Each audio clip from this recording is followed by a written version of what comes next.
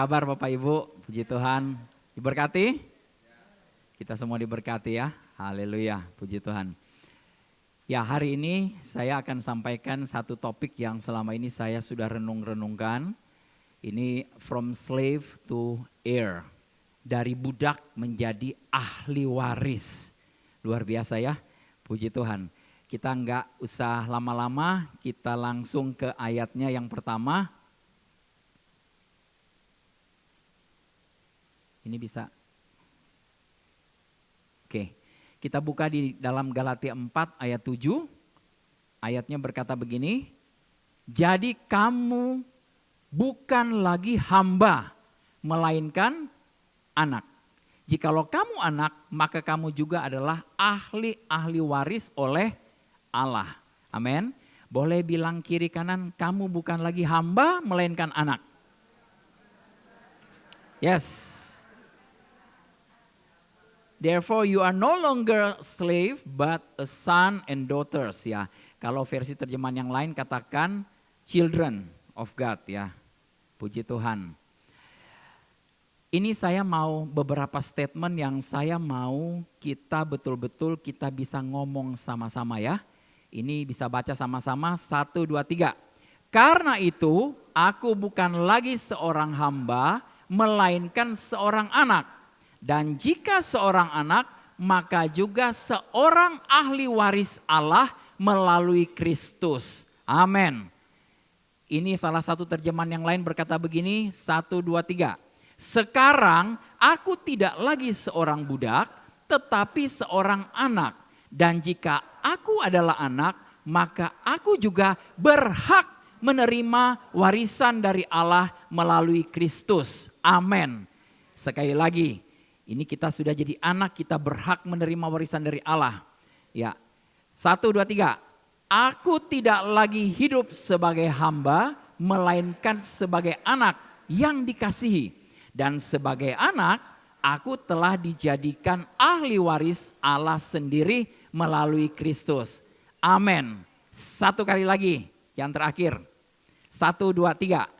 Aku bukan lagi budak yang terikat, tetapi anak yang merdeka, dan sebagai anak aku berhak penuh atas seluruh warisan Allah yang datang kepadaku melalui Kristus. Amin. Puji Tuhan. Jadi saya hari ini langsung to the point pada message-nya. Sudah selesai message saya. Silakan Bapak Ibu mau pulang. Jadi saya nggak perlu dikasih tanda-tanda lagi dari AVL 5 menit, 10 menit. Ini seluruh pesan saya, saya rangkumkan di dalam 4 kali statement ini. Puji Tuhan. Just a joke ya, just kidding. Nah, Bapak Ibu bisa kebayang nggak suatu kali ketika Bapak Ibu itu diberitahu bahwa engkau adalah ahli waris dari orang yang paling kaya, paling berkuasa, paling powerful di dunia ini. Ya, siapa yang orang yang paling berkuasa, paling kaya, paling powerful di dunia ini? Saya ada coba search di Google. Kalau sekarang per kemarin itu yang paling kaya itu Elon Musk. Ya, dia punya kekayaan kurang lebih 500 miliar dolar. Kalau 500 miliar dolar dikalikan kurs yang sekarang rupiah itu kurang lebih ada sekitar 7.750.000 miliar rupiah. Atau sekitar 7,75 kuadriliun. Bukan triliun lagi ya Bapak Ibu ya. Udah kuadriliun ya. Itu kalau dibeliin Toyota Avanza itu bisa 25,8 juta Toyota Avanza. Kalau dibeliin kerupuk itu kerupuknya satu bungkus 50.000, mungkin kalau dijajarin panjangnya 2 meter. Itu kalau dibeliin kerupuk bisa buat keliling bumi itu dijajarin 7.700 kali. Wah, luar biasa. Siapa yang bisa habisin kerupuk segitu? Nah, kalau Pak Elon jadi papa Bapak Ibu, rasanya bagaimana?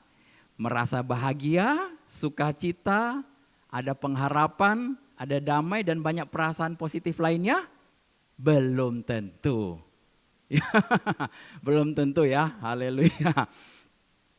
Tapi kebenarannya adalah lebih dari itu ya. Kebenarannya lebih dari itu. Kita ini adalah ahli waris Allah sendiri. Amin. Ahli waris Allah sendiri. Jadi jauh lebih mulia, jauh lebih bermartabat, jauh lebih luar biasa daripada orang kaya manapun di muka bumi ini. Orang paling berkuasa dimanapun di muka bumi ini. Amin. Nah, kalau kita belum merasakan sukacita, damai sejahtera, excited, berarti Bapak Ibu belum sadar. Saya kok nggak ngelihat ada excitement gitu ya. Saya ini kayaknya siapa ya? Saya anak pungut atau anak siapa ya? Anak buangan atau ditemukan di tong sampah ya? Ya. Kalau kita belum merasa excitement banget, belum merasa aduh kayaknya sukacita luar biasa sekali, berarti Bapak Ibu belum sadar. Ya. Boleh nggak goyang orang kiri kanan, pegang bahunya keras-keras, goncang-goncang, kamu anak Allah, amin. Haleluya.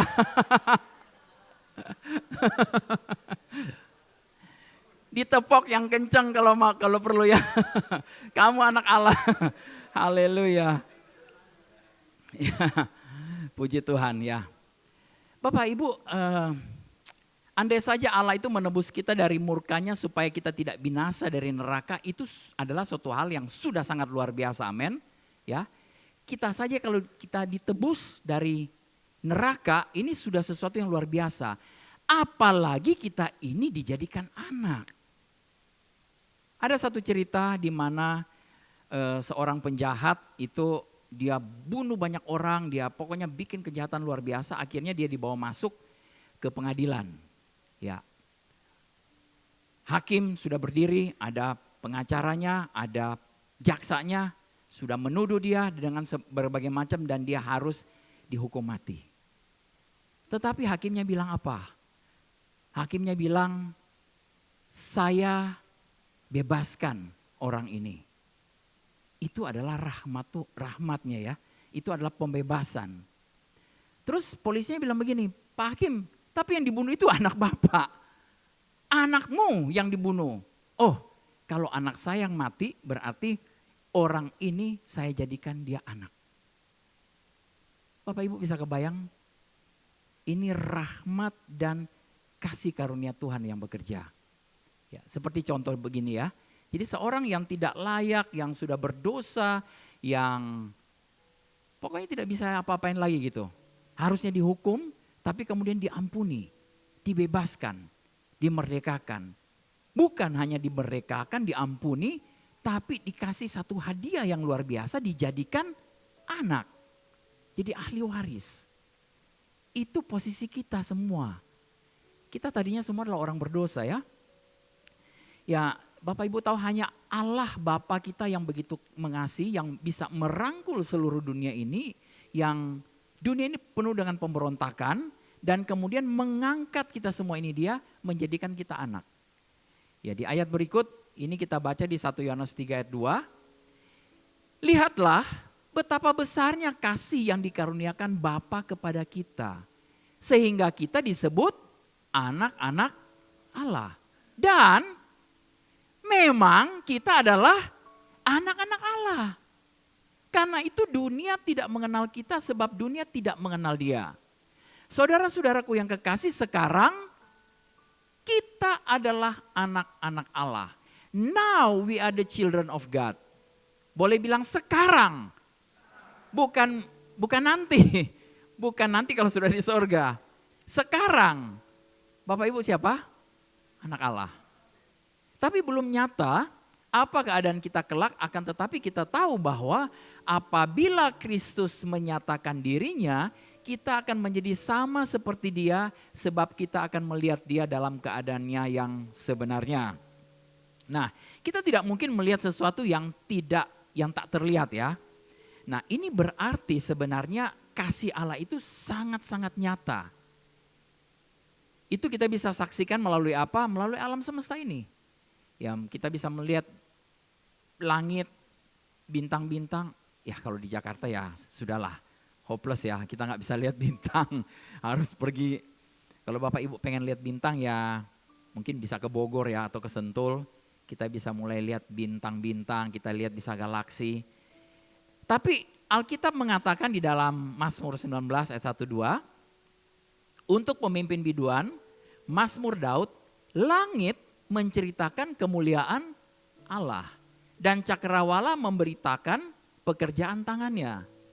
Hari meneruskan berita itu kepada hari dan malam menyampaikan pengetahuan itu kepada malam. Jadi kalau ada orang bilang, Pak Dolfi bagaimana kalau orang yang di suku Dayak, suku terasing, suku di mana, bagaimana mereka bisa tahu tentang Tuhan? Ayat ini sudah dengan jelas katakan bahwa langit itu sudah menceritakan apa? Kemuliaan Allah. Jadi orang tahu bahwa Allah ada, Tuhan ada.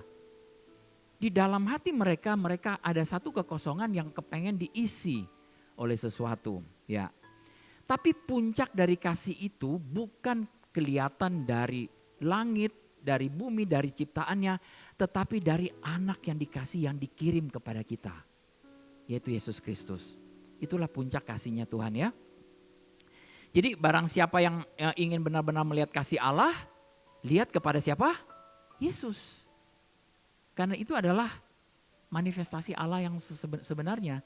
Dia adalah firman, dia jadi manusia, turun ke muka bumi ini ya.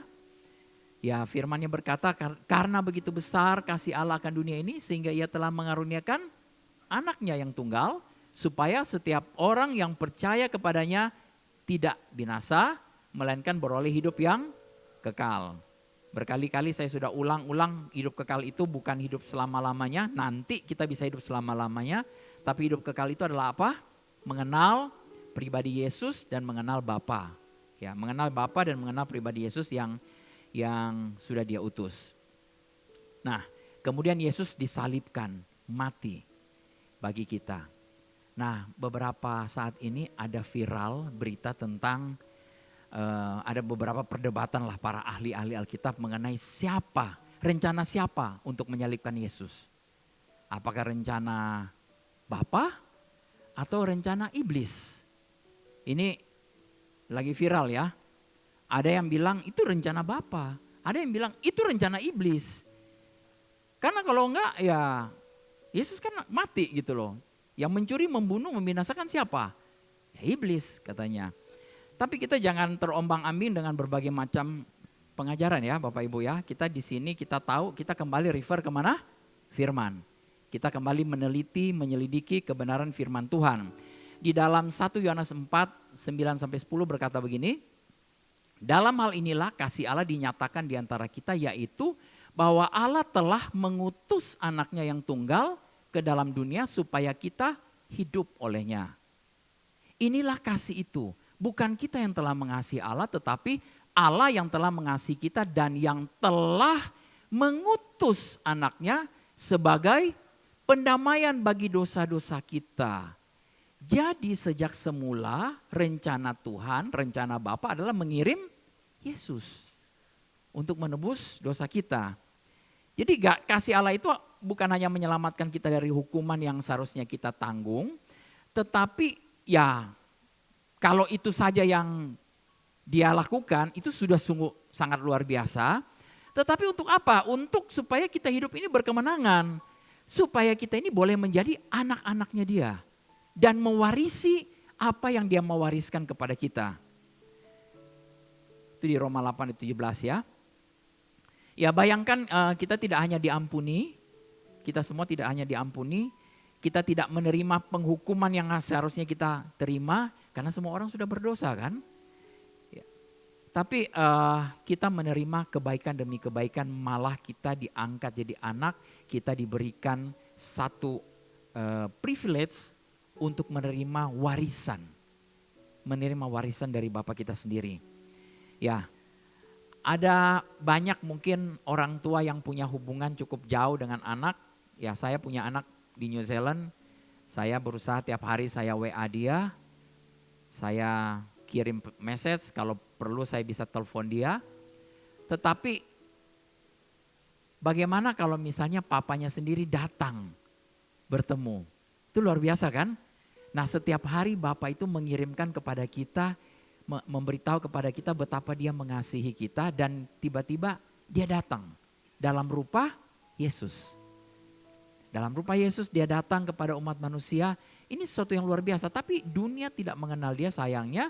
Dan kemudian orang-orang mulai menolak dia dan orang-orang yang menyalibkan dia.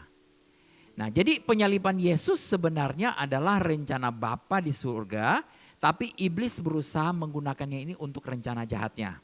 Ya. Rencana Bapa itu Yesus tidak mati karena kebetulan, melainkan karena rencana kekal Allah untuk menyelamatkan manusia. Kita lihat ayatnya di sini ya. Di Kisah Rasul 2 ayat 23 berkata begini, dia yang diserahkan Allah menurut maksud dan rencananya telah kamu salibkan dan kamu bunuh oleh tangan bangsa-bangsa durhaka. Amin. Ya. Kemudian ada ayatnya di dalam Yesaya 53 ayat 10 berkata, tetapi Tuhan berkehendak meremukkan dia dengan kesakitan. Yang diremukkan siapa di sini? Yesus. Apabila ia menyerahkan dirinya sebagai korban penebus salah, ia akan melihat keturunannya, umurnya akan lanjut dan kehendak Tuhan akan terlaksana olehnya. Jadi salib ini bukanlah kekalahan tetapi bagian dari strategi Allah untuk menebus dunia. Nah, iblis memang menggerakkan orang-orang untuk mau menyalibkan Yesus. Iblis pikir dengan bunuh Yesus dia menang. Ya. Tetapi dia salah. Ya. Ini ayat berikut di Lukas 22 ayat 3 nih. Kita tahu bahwa iblis itu pergunakan siapa? Yudas ya. Maka masuklah iblis ke dalam Yudas yang bernama Iskariot, seorang dari ke-12 murid itu ya. Nah, kita tahu bahwa iblis menggunakan orang-orang untuk berusaha untuk membunuh Yesus, untuk menyalibkan Yesus. Tapi dia nggak tahu bahwa melalui salib itu malah itu adalah satu rencana untuk menyelamatkan seluruh umat manusia. Nah, Bapak Ibu, bukan rencana Bapa untuk membunuh Yesus. Amin. Jadi siapa yang membunuh Yesus? Tidak ada. Yesus tidak bisa dibunuh kalau dia tidak menyerahkan dirinya, nyawanya. Ya. Jadi kalau iblis punya rencana, ya dia mau salibkan, dia mau matiin Yesus juga, ya gak bisa juga. Yesus bisa turun dari salib? Bisa. Tapi dikatakan bahwa dia taat sampai mati. Jadi dalam rencana Tuhan yang besar ini untuk menyelamatkan umat manusia, itu harus ada darah yang ditumpahkan. Dan tidak bisa darah siapa-siapa, bukan darah manusia. Karena semua manusia sudah berdosa. Jadi harus ada manusia tanpa dosa yang harus ditumpahkan darahnya. Dan itu harus atas keinginan manusia itu sendiri. Jadi Yesus yang menyerahkan dirinya. Ini di dalam Markus 8 ayat 31-33 berkata begini ya. Kemudian mulailah Yesus mengajarkan kepada mereka bahwa anak manusia harus menanggung banyak penderitaan dan ditolak oleh tua-tua, imam-imam, kepala dan ahli-ahli Taurat. Lalu dibunuh dan bangkit sesudah 3 hari. Ini Yesus sudah berkata kepada murid-muridnya. Dia sudah tahu. Hal ini dikatakannya dengan terus terang, tetapi Petrus menarik Yesus ke samping dan menegur dia. Maka berpalinglah Yesus dan sambil memandang murid-muridnya, ia memarahi Petrus, katanya, enyahlah iblis. Jadi ada rencana Tuhan yang indah, yang baik, tapi Petrus akan jadi pahlawan kesiangan. Dia bilang, bukan begitu Yesus. Tapi Yesus katakan, enyahlah iblis. Sebab engkau bukan memikirkan apa yang dipikirkan Allah, melainkan apa yang dipikirkan manusia. Jadi rencana utamanya itulah penyaliban adalah rencana Bapa sejak semula. Tetapi Yesus yang harus menyerahkan dirinya.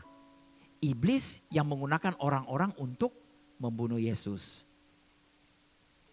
Ya, di dalam 1 Petrus 1 ayat 19-20 berkata, melainkan dengan darah yang mahal, yaitu darah Kristus, yang sama seperti darah anak domba yang tak bernoda dan tak bercacat, ia telah dipilih sebelum dunia dijadikan.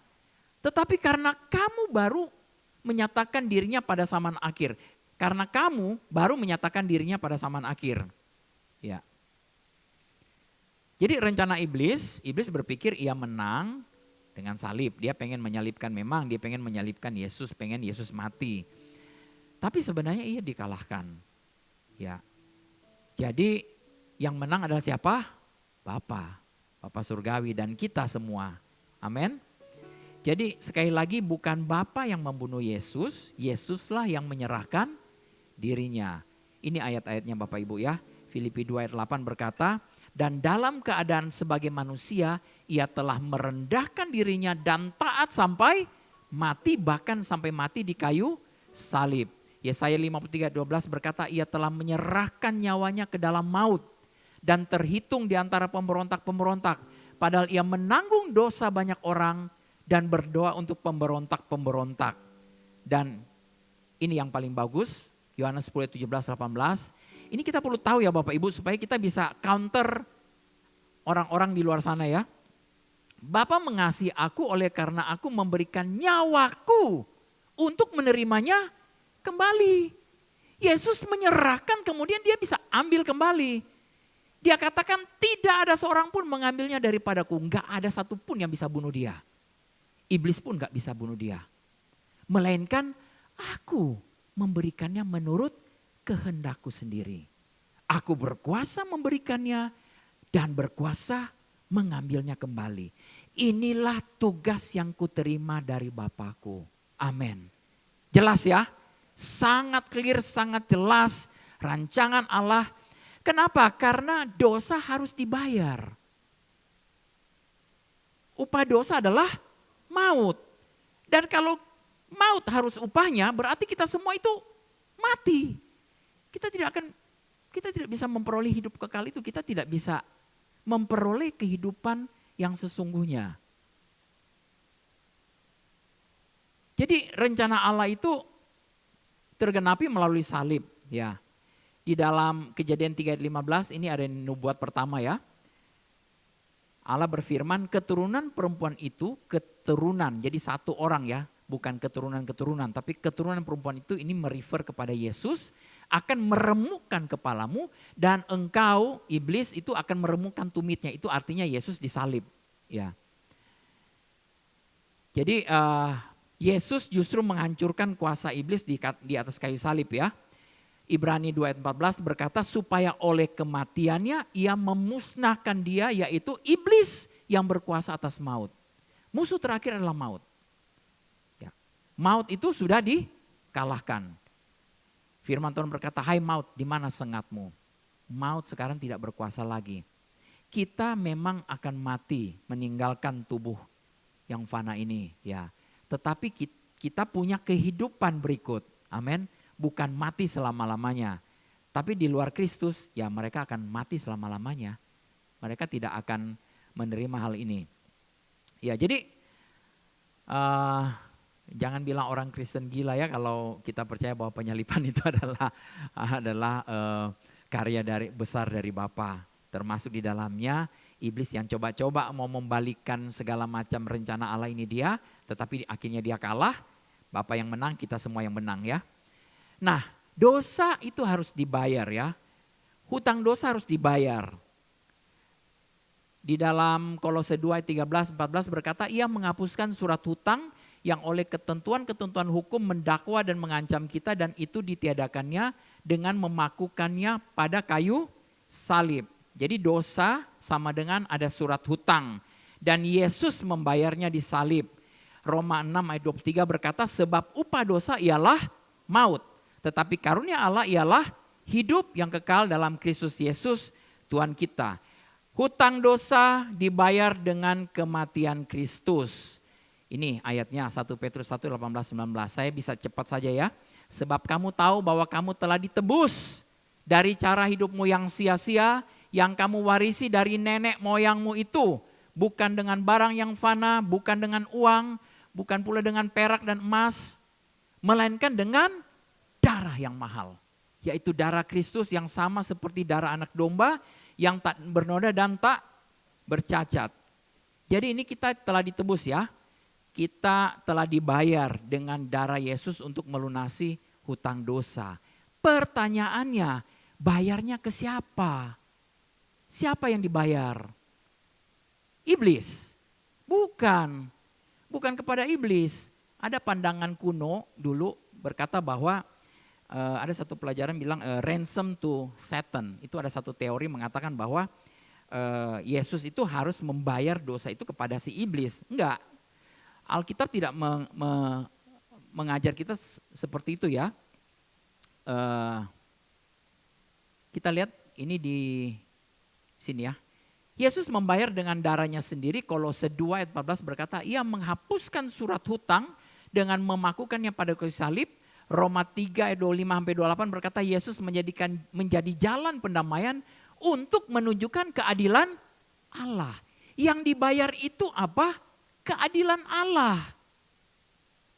Karena Tuhan berkata bahwa upah dosa adalah maut. Maut ini harus dibayar. Bayarnya kepada siapa? Kepada Allah sendiri. Paham gak? Ngerti ya? Jadi maksudnya Yesus itu dengan darahnya ditumpahkan itu supaya keadilan Allah itu sempurna.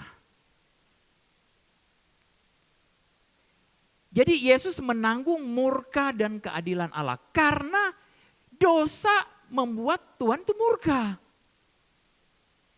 Bapak Ibu jangan anggap enteng dengan dosa ya. Jangan mentang-mentang kita juga hidup dalam kasih karunia. Jadi license to sin. Kita boleh berdosa suka-suka. No. Dosa itu ya punya konsekuensi, tapi selama di dunia ini. Karena puji Tuhan buat kita anak-anak Tuhan dosa, semua dosa kita, dosa masa lalu, sekarang bahkan masa yang akan datang sudah ditanggung oleh Yesus. Ya. Tapi kalau kita berbuat dosa, sekarang ini ya kita akan tanggung. Ya kalau suami istri kemudian ada selingkuhan, ya rumah tangga pasti hancur, rusak. Betul? Ya kalau Bapak Ibu ada yang pergi mencuri, ya kena tangkap polisi, ya pasti dihukum.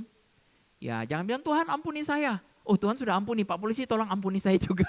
Ya enggak. Ya keadilan harus ditegakkan. Ada keadilan. Allah harus menegakkan keadilannya. Jadi orang berdosa harus mati. Nah dalam rangka karena harus mati harus dibayar dosanya. Bukan kepada iblis. Tapi untuk menutup supaya keadilan Allah ini terpenuhi. Amin. Jadi kita paham ketika dikatakan Yesus membayar surat hutang, berhutang kepada Allah sendiri. Ya, dibayar oleh Yesus sendiri. Karena manusia tidak ada yang bisa bayar. Tuhanlah yang bisa membayar sendiri. Puji Tuhan. Wow, ini dahsyat loh. Ya, waktu saya ketemu kebenaran-kebenaran ini saya bilang, wah terima kasih Tuhan. Jadi hutang dosa bukan dibayar kepada iblis karena iblis bukan pemilik manusia. Amin. Hutang dosa dibayar kepada Allah sendiri supaya keadilannya dipuaskan dan manusia bisa dibenarkan. Itulah sebabnya Rasul Paulus mengatakan kamu telah dibeli dan harganya telah lunas dibayar. Wow, kita lunas, merdeka, kita jadi orang bebas. Mereka kita datang kepada Bapa tanpa cacat. Roh kita sempurna, amin, tanpa dosa. Puji Tuhan. Ya, jadi manusia itu orang terdakwa, Allah itu adalah hakim yang adil, iblis itu penuduh, Yesus penanggung hutang, hasilnya kita apa? Bebas. Puji Tuhan ya, luar biasa ini. Di dalam Yohanes 10 ayat 17 sampai 18 berkata, Bapa mengasihi aku oleh karena aku memberikan nyawaku untuk menerimanya kembali. Tidak seorang pun mengambilnya daripadaku, melainkan aku memberikannya menurut kehendakku sendiri. Aku berkuasa memberikannya dan berkuasa mengambilnya kembali. Inilah tugas yang kuterima dan ini sudah selesai Yesus lakukan. Amin. Puji Tuhan ya. Jadi kematian Yesus sebagai korban bukanlah sesuatu yang dipaksakan, bukan Bapa yang pengen bunuh Yesus juga, bukan iblis mau bunuh tapi dia nggak bisa bunuh, tapi Yesus yang menyerahkan nyawanya. Sebagaimana Yesus menyerahkan nyawanya, kita semua Bapak Ibu yang menyerahkan nyawa kita. Amin. Bukan Tuhan yang memanggil-manggil Bapak Ibu untuk pulang. Amin. Ya. Ya di TLW jangan lagi ada orang bilang Tuhan panggil pulang seseorang gitu ya. Tuhan tidak pernah memanggil orang untuk mati. Tuhan memberi hidup dan hidup berkelimpahan. Kalau sesuatu saat tugas kita sudah selesai, kita kepengen pulang, ya pulanglah. Gak apa-apa. Tapi saya berdoa Bapak Ibu semua, kita semua ini pulang dalam keadaan umur yang sudah lanjut. Amin. Yang puas, yang sudah selesai dengan tugas-tugasnya. Dan kita bilang Bapak aku sudah selesai, aku mau pulang dengan sukacita. Amin. Dalam keadaan yang sehat. Dalam keadaan awet muda. Amin. Come on, saya ini selalu bilang saya ini awet muda loh. Puji Tuhan ya. Bapak Ibu lihat enggak? Saya seperti umur 17 tahun kan. Ya 20 tahun lah paling tidak. Haleluya, puji Tuhan. Ya kalau enggak mau bernubuat, kalau enggak mau ngomong ke diri sendiri, ya rugi sendiri. Amin. Nanti saya akan kasih tahu di akhir ya. Kita ini ahli waris, apa warisan kita itu. Tetapi paling tidak nih, kalau kita punya tubuh yang sehat, yang wow, yang luar biasa. Ya, saya ini punya hobi untuk hiking. Ya, beberapa teman udah tahu, saya sudah sampai ke Rinjani, ya gunung tertinggi kedua. Saya kepengen banget ke Mount Everest. Istri saya bilang, jangan. Saya bilang jangan sampai nggak jadi. Ya, suatu saat saya bilang saya pengen ke Mount Everest, tapi saya pengen naik helikopter aja. Jauh lebih gampang, jauh lebih mudah. Ya, banyak olahraga-olahraga ekstrim yang saya ini penggemar dulu waktu kita honeymoon pertama kali ke Bali. Bapak Ibu apa yang saya lakukan? Saya cobain bungee jumping. Sampai orangnya bilang, Pak, are you sure? Kamu baru honeymoon nih, tolong tanda tangan ini. Jadi saya disuruh tanda tangan untuk tanggung jawab diri sendiri. Saya bungee jumping dari lantai 10 tuh, terjun. Saya senang dengan olahraga-olahraga yang agak ekstrim ya, tapi puji Tuhan. Saya sekarang ini, saya tahu bahwa saya dipanggil untuk menjadi gembala. Gembala yang baik, ya paling tidak ya terjun payung lah. Diving, macam-macam ya. Tapi itu diperlukan tubuh yang sehat. Ya. Dan ketika tubuh kita sehat, kita bisa ketemu orang, kemana-mana kita bisa mulai memberkati orang-orang. Amin. Penuh dengan sukacita. Sukacita kan? Bapak Ibu senang kan lihat saya ini awet muda begini? Amin. Atau Bapak Ibu lihat diri sendiri terus lihat, ya ampun kerut-kerut saya, gimana ya? Ya lihatlah ke cermin dan katakan, di depan cermin setiap hari. Ya Bu Nini suka, weh ngapain di kamar mandi? Lama banget. Saya bilang saya lagi bernubuat di depan cermin. Dolphy engkau orang yang sehat, awet muda, engkau diberkati kekuatan yang dahsyat. Penuh dengan kuasa dan otoritas dari sorga. Kau pergi berkeliling dari pagi sampai malam memberitakan Injil damai sejahtera. Banyak orang diselamatkan, haleluya. Dan saya melihat firman Tuhan bilang berbahagialah kaki-kaki orang yang pergi memberitakan kabar baik. Kaki-kaki Bapak Ibu juga diberkati. Karena kaki-kakinya sehat. Amin. Jangan bilang, ini faktor U. Saya sudah menolak, saya bilang tetot. Ya. Faktor U itu tidak ada dalam kamu saya. Ya, kita dipakai Tuhan sampai betul-betul, sampai selesai. Amin. Sampai selesai, sampai puas. Amin. Bapak Ibu mau menikmati hidup yang puas? Amin. Pergi kemana-mana memberitakan kabar baik. Haleluya, puji Tuhan. Saya lanjut ya. Jadi kasih Bapa dan ketaatan anak itu berpadu di atas kayu salib. Ya, salib itu bukan bukti kebengisan Bapa. Bapa kita bukan Bapa yang jahat. Ya, Bapa tidak mau membunuh Yesus juga. Tetapi Yesus yang menyerahkan dirinya untuk siapa? Untuk kita. Karena dia sangat mengasihi kita. Harus mati, harus dibayar dengan darah. Kepada Allah sendiri. Supaya genap. Ya, ibaratnya uangnya itu diserahkan kembali kepada Bapa. Supaya kita merdeka, bebas. Oke, ini saya mau kasih lihat satu gambar. Ini adalah pasar budak di zaman dulu ya. Sebenarnya kalau Bapak Ibu cari pasar budak, zamannya Romawi, gambarnya lebih vulgar dari ini. Saya nggak berani tampilin di sini. Ya, gambarnya semua pada telanjang semua. Ya, laki-laki perempuan ditelanjangin, diperiksa mulutnya, diperiksa semua badannya gitu loh. Ya, pasar budak dulu itu betul-betul bukan cuman binatang yang dijual belikan, tapi manusia dijual belikan. Kebayang, kita ini dulu budak dosa. Ya, seperti inilah, nggak punya hak, nggak punya apa-apa gitu loh. Ya, jadi firman Tuhan menggambarkan manusia berdosa itu seperti budak di pasar. Nah, jadi kita ini diperjualbelikan, kita ini nggak bisa bikin apa-apa, tetapi puji Tuhan kita ini sudah dibeli. Amin. Dan harga kita sudah ditebus, kita sudah dibayar. Lunasnya itu 1 Korintus 6 ayat 20 ya. Dan dalam Wahyu 5 ayat 9 berkata, engkau telah membeli mereka bagi Allah dengan darahmu. Kita dibeli untuk Allah dengan darah Yesus. Amin. Lebih paham gak sekarang? Jadi kenapa Yesus harus mati, kenapa darahnya harus dicurahkan? Supaya ada pembayaran kepada Allah. Dibeli dari pasar budak ini. Nah, iblis sementara menguasai kita di pasar budak ini. Ya, tidak ada seorang pun yang mampu untuk keluar. Ini, engkau telah membeli mereka bagi Allah dengan darahmu. Ini Wahyu 5 ayat 9. Ya. Jadi sekarang kita adalah milik siapa? Kristus. Kita bukan lagi budak dosa, tapi hamba kebenaran. Jadi jangan mau lagi dibohongin dengan dosa. Ya, kita dimeteraikan dengan Roh Kudus sebagai tanda kepemilikan baru. Wow. Bapak Ibu, ibaratnya itu satu BPKB yang berpindah tangan masuk ke leasing, ya.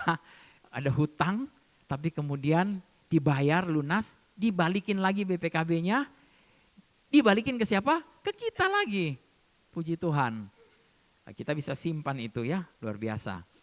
Yohanes 19 ayat 30 berkata, sesudah Yesus meminum anggur asam itu lalu ia berkata, sudah selesai. Lalu ia menundukkan kepalanya dan menyerahkan nyawanya. Tetelestai. Tetelestai ini sudah selesai. Apa yang sudah selesai? Sudah selesai dibayar. Bapak Ibu sekarang milik Kristus. Bukan cuma miliknya, diangkat, dibuat menjadi anak. Dan bukan cuma anak, diberi hak untuk menerima warisan. Kalau cuma anak terus gak dapat warisan, ya ngapain? Ya kan? Kita status sebagai anak, kita menerima warisan. Luar biasa ini. Jadi bukan sebagai tawanan. Tetelestai ini artinya transaksi penebusan itu tuntas di hadapan Allah. Kuasa dosa, maut dan iblis itu hanyalah penguasa sementara atas manusia berdosa. Mereka itu bukan pemilik sah. Dan Alkitab mengatakan Kristus sudah melucuti seluruh kuasa-kuasa iblis. Amin. Jadi Bapak Ibu jangan takut lagi. Mau ke kuburan, ampun deh. Saya masih lihat ada orang ke kuburan masih bilang, permisi anak babi mau lewat. Aduh, saya bilang siapa yang anak babi? Waduh. Jangan takut lagi kalau rumah-rumah tua, angker-angker gelap. No, aku terang, aku anak Allah. Aku masuk ke dalam satu tempat, tempat itu jadi terang. Amin. Kegelapan kemana? Pergi, menyingkir. Ya kalau di dalam ruangan ini gelap, tinggal nyalain saklar, terang, gelapnya kemana? Pergi, gak ada. Jadi jangan kita merasa, karena apa ya? Karena dongeng-dongeng nenek moyang, karena film-film Hollywood, film Indonesia juga aduh. Minta maaf ya para produser film Indonesia. Saya punya teman produser juga, saya bilang tolong dong bikin film yang bagus gitu loh. Masa ngesot-ngesot dibikin judul. Ya, haleluya. Ya, mereka sekarang mulai bikin film-film yang bagus ya. Kita memberkati aja industri perfilman kita ya. Perfilman Hollywood juga sekarang sudah mulai bikin film-film bagus. Jadi sekarang kita adalah milik Kristus, kita bukan lagi budak dosa, tapi hamba kebenaran. Kita dimeteraikan oleh Roh Kudus. Tetelestai sudah selesai, lunas dibayar. Ya, dibayar tadi kepada Allah sendiri, bukan kepada iblis. Jadi Bapak Ibu yang dikasihi, ketahuilah, sadarilah bahwa kita ini anak-anak Allah. Sekarang ini kita punya warisan. Nah, apa warisannya ini? Ini saya ada tulis nggak di sini? Apa warisan kita? Pertama, kita mewarisi kehidupan kekal. Itu Yohanes 3 ayat 16, Roma 6 ayat 23. Kita tahu bahwa kita memiliki kehidupan kekal. Apa hidup kekal? Mengenal Bapa dan mengenal Yesus Kristus.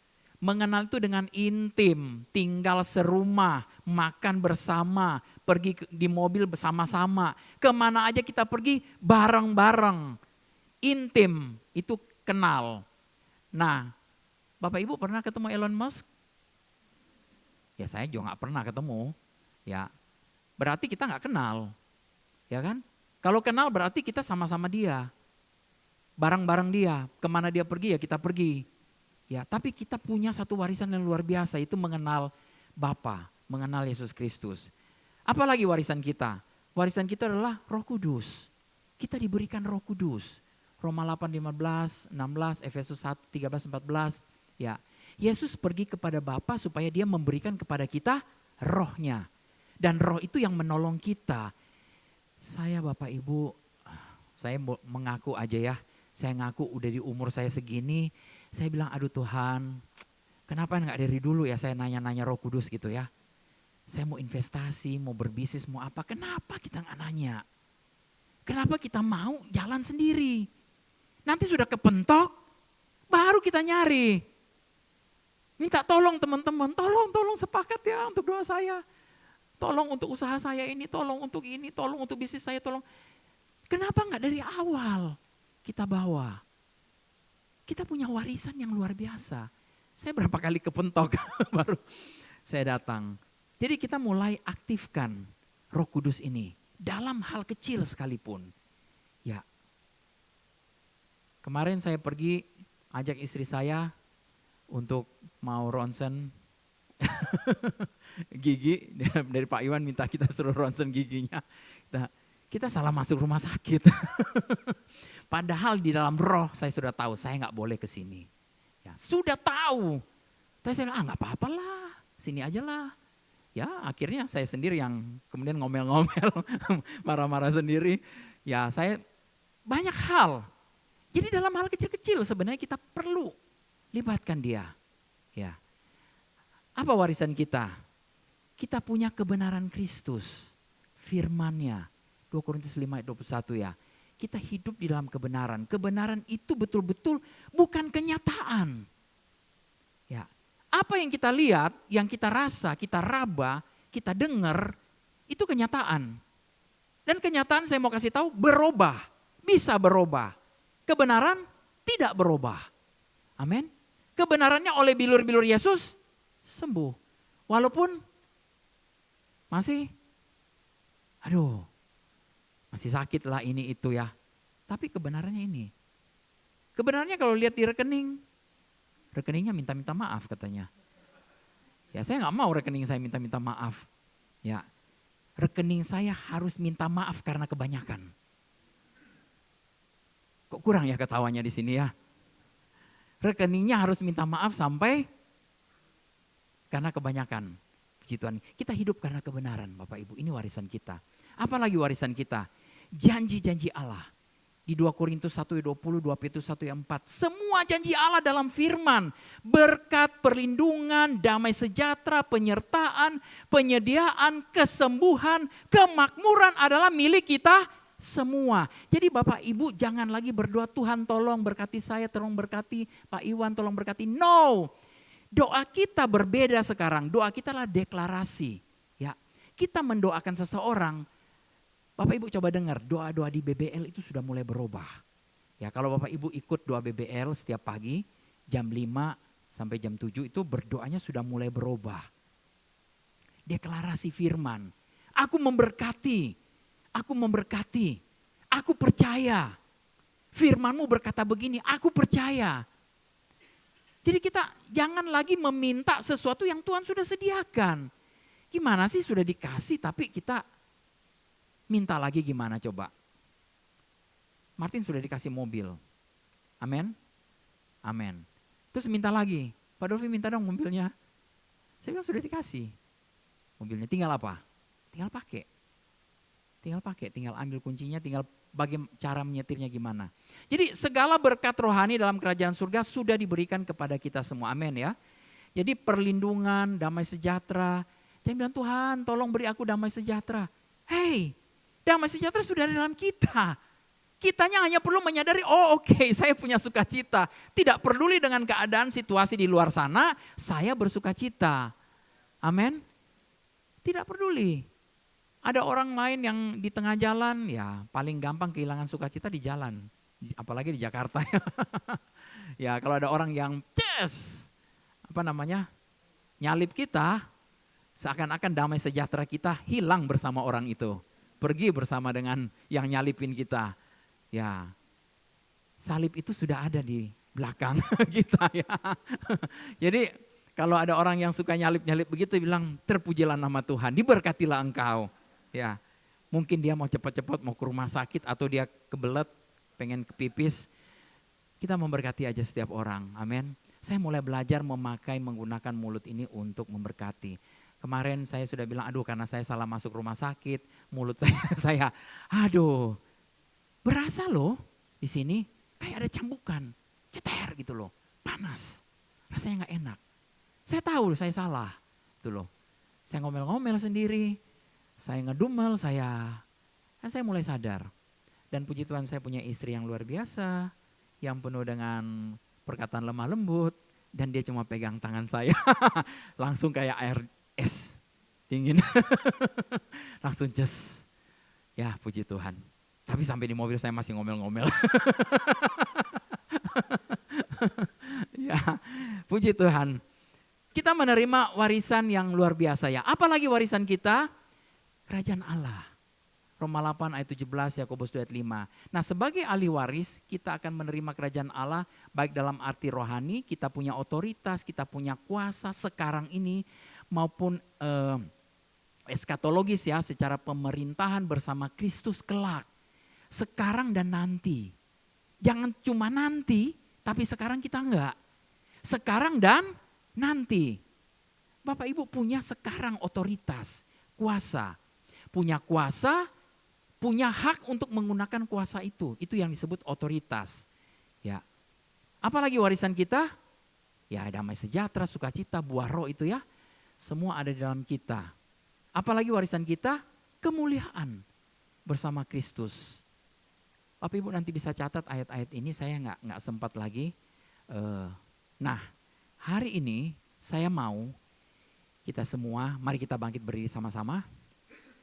Kita mau deklarasi iman kita. Amin. Sebagai anak Allah, ahli waris kerajaan sorga. Amin. Boleh lihat kiri atau kanannya. Perhatikan baik-baik. Perhatikan baik-baik. Ini anak Allah loh di depan kita. Dan kita juga anak Allah. Ya. Bisa lihat ini anak Allah. Oke. Semua anak Allah. Sebagai anak Allah behave, berperilaku sebagai anak Allah, bukan anak babi. Ya, ada yang tadi misi-misi anak babi. Deklarasi iman sebagai anak Allah ya. 1, 2, 3. Aku telah ditebus oleh darah Kristus. Aku milik Allah sepenuhnya. Aku bukan lagi hamba dosa, tetapi hidup dalam kebebasan sebagai anak Allah. Aku dipilih sejak semula untuk menjadi anak angkat Allah di dalam Kristus. Aku memiliki akses langsung kepada Bapa melalui doa di dalam nama Yesus. Aku dijadikan teman sekerja Allah dan duta kerajaannya. Amin. Aku duduk bersama Kristus di sorga, diberi otoritas atas kuasa kegelapan. Aku berhak menikmati berkat Abraham melalui iman di dalam Kristus. Aku menerima damai sejahtera yang melampaui akal, yang menjaga hati dan pikiranku. Aku memiliki sukacita yang penuh yang tidak bisa diambil oleh dunia. Aku dipanggil untuk hidup dalam kemenangan, bukan kekalahan. Aku pewaris kerajaan Allah dan kemuliaan Kristus, dan dinyatakan juga atasku. Aku dijanjikan mahkota kehidupan yang kekal. Aku adalah anak Allah yang dikasihi, dipilih, ditebus, dan dimeteraikan dengan Roh Kudus. Aku hidup bukan sebagai hamba, tetapi sebagai pewaris janji-janji Allah. Aku berkuasa, aku berharga dan mulia dalam Kristus.